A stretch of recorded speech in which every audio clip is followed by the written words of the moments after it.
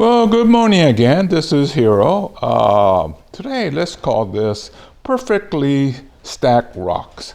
I'm still working on the lantern series of the Ishizukuri, and I thought, well, I have these stones that we could put together that resembles a Japanese stone lantern. So let's get started.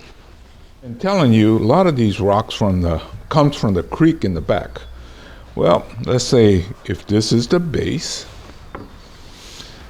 and you notice there's a slant this way, right? So what you got to do is to get another rock that has the slant in the opposite direction, then it'll start to work. It's not going to work that way. Maybe like so, right? And then our light section. And this one is really good. It already looks like the roof. So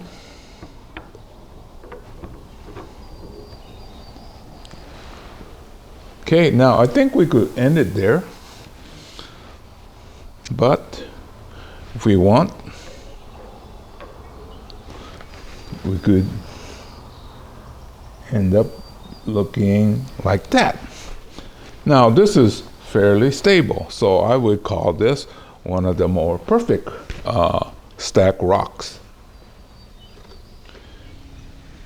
Well, one thing, I can't put this on a turntable. Usually it'll fall down. So this is kind of come close, right? So let's consider this one really good. Okay, so this one, I guess the base is like this.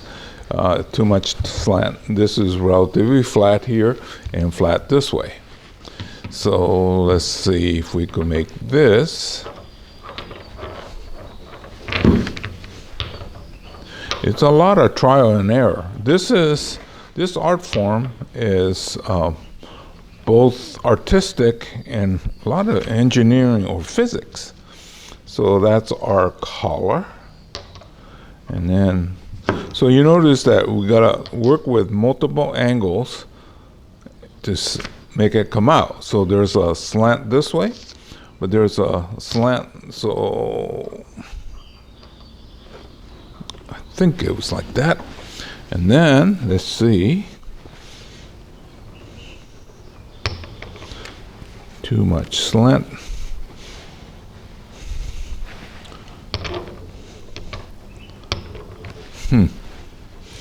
See the difficulty we have finding the right combination? Which is sad because I was already testing these yesterday before. Okay, so now we got that. Take this one. Okay, now that's holding together. So that's not bad, right? Okay, this looks like a good base. Well, actually the pedestal. But you notice that the angles are off. It's relatively flat, but it's at a slant. So what we have to do with this is to put a shim underneath there.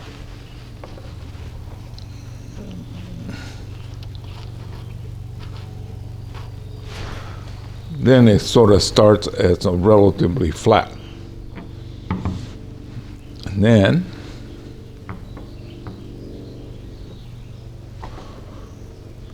see why cementing these would help. So this piece will be cemented in place.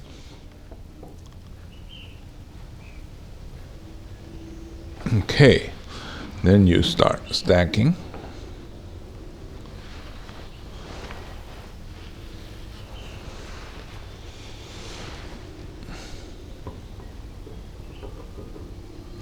Ooh, see? So I'm gonna have to cheat a little bit here, and perhaps something like that, but it's very unstable. That's why if we were cementing these, we'll make sure the bottom part is flat and then proceed on. So something like this, I will do it in 2 or 3 different steps. First, I'll flatten out the bottom. What I should have done, or what I should do, is to put a base on this, right? Wider, and then make sure that this part become flat. But you can see that. See how it's tipsy? If I let go, this will collapse like that. So this one is a candidate for being cemented in place. The first 2 was pretty good. This is going to be the coolest one so far. Remember, on my property, it was during the gold rush, so we had the Chinese and the 49ers, or the ones that was looking for gold on the property. But prior to that, we had the Native Americans. According to Dr. Johnson, the archaeologist, he said that there is the Maidu, and then he called the prehistoric. He said there's little known about them, but that one predates the Maidu population. But anyway, I'm not sure what these are, but I'm pretty sure these are stones, Indian stones, probably some sort of tools.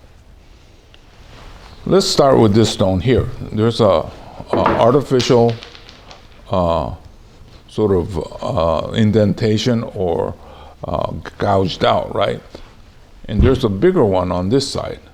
This may or may not be natural, but what I'm going to do is to actually maybe use this side. And then this stone here, pretty sure is some sort of a tool, but it more or less fits like that. Well, this definitely is not natural occurring. There's this side being kind of carved out, and this side.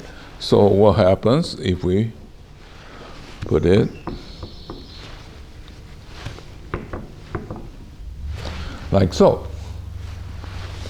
And then we have these. This could be natural occurring, or it could have been used as some sort of a tool.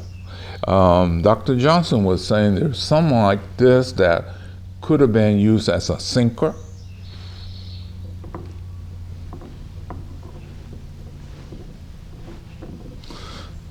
So you could see that this art form is both artistic and a lot of engineering or physics. Okay, now so we have the base, right? The pedestal, the collar, the light section, and the housing. Okay, now this is not my perfect rock. I need one that's like this, that is curved. And I had one like that. Unfortunately, I already used it on another project. So I'm going to be on the lookout. But you could see that the first part is just perfect. And this one actually maybe not need to be cemented in place. But, you know, the chances of finding tools from the past that will work like this is very slim. Well, you know, we have this 20 acres, and we've had it for more than 50 years. And over the years, well, my dad, when he was doing all this farming and things like that, every time we run equipment, we run into these stones.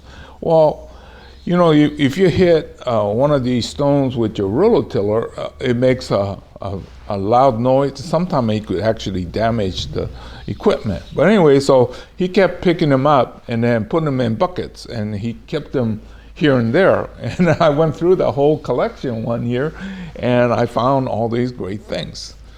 This one here, I bet you they were using it to mash something, but it has a really good feel to it. So anyway, that's what I've been doing around here, is been collecting all this and then to find the right combination. So for this one, I'm going to be looking out for a better roof and a cap. This is a very good one that is fairly stable. Although when I was shooting that last one, this thing popped off. But it's not bad. It's pretty stable. Okay, out of the 4, this one seems like the most stable.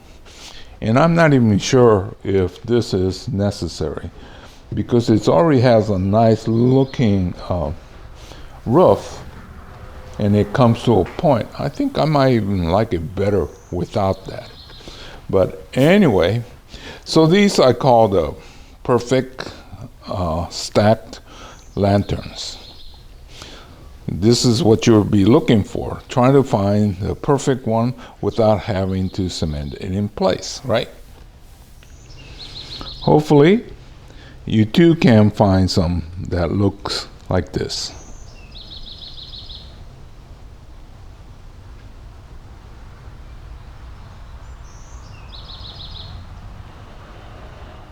This one's going to be the coolest one if I could find a great roof and a cap. So let me sign off. This is Hiro saying goodbye. And oh gosh, the geese out there making all this noise. Sometimes it's hard to do these videos without some sort of noise, but at least that one was natural. I used to have a neighbor that wanted to start his motorcycle every time I got this camera out. Well, he moved away, so it's okay. But anyway, I'm going to say goodbye for now. And you could see how you could spend your time out hiking and finding rocks that will work like this. So I'll see you again real soon in another chapter. I think I'll be doing more of these Ishizukuri series, because it seems like there's a pretty good interest. And the thing is, this one is not going to cost you anything. Unless you go to the national park and you steal the rocks that you should not and you get caught, in which case it could be very expensive. So make sure you're not taking rocks from areas that is prohibited.